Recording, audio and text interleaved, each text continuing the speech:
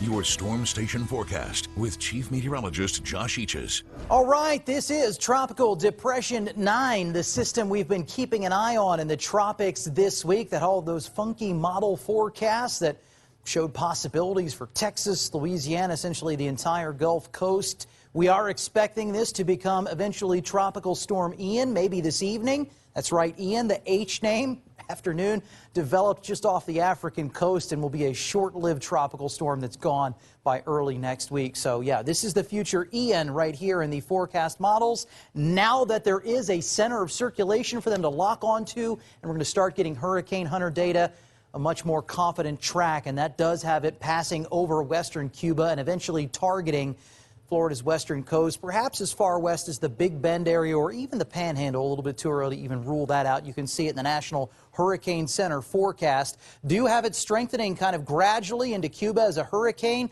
maybe a Category 2 or 3 on its approach to the United States early next week. But as we had been telling you all week long as a front came through our area and stayed intact, which looks like it will, it is going to deflect it away from Louisiana and Mississippi in the grand scheme of things. Got plans next week that may involve parts of western Florida, the Panhandle. You're going to want to keep an eye on this one. Certainly South Florida is watching very closely.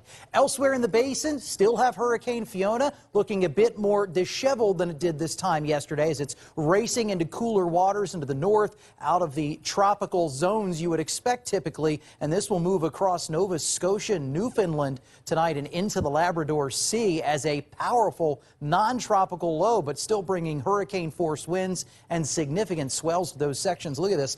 Moving north-northeast at 40, still with 125-mile-per-hour winds. Those other systems I referenced, there's Hermine, yeah, barely off the African coast, drifts north for about 2 days over the Canary Islands and rains out. Gaston looping back around in place by the Azores, and a wave in the central Atlantic that could develop, but it will be moving generally north or northwest and is not a threat to the United States. Back at home, it is clear and it is hot on this first full day of fall. 93 degrees, our mark right now. The satellite and radar picture empty in the viewing area. You do see a few rogue showers that have popped up south of Highway 90 in Morgan City. Not going to bother anybody in our area tonight as we're 72 degrees and going with clear skies. Now tomorrow, LSU playing New Mexico. We will have the sun setting in that western sky as we approach kickoff after a hot tailgate in the 90s. Still just out of the 90s, upper 80s as the game is getting started towards the tail end of that one, 83 degrees. And mild conditions continuing.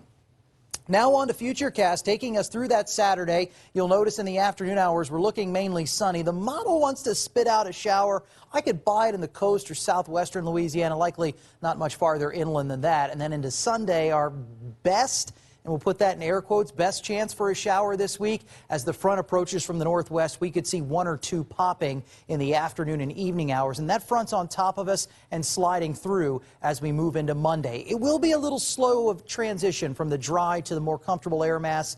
That will happen during the daytime hours on Monday. The feelings of cooler air and less humidity may not come until Tuesday. Look at that, 63 your wake-up temperature, then 85 with sunshine. We're going to hold that sunshine through the remainder of the work week with highs in the lower 80s, and there are some lows for the first time this fall that may sneak into the upper 50s next Thursday and Friday. Won't even rule out maybe 1 or 2 spots staying in the 70s on the high temperatures.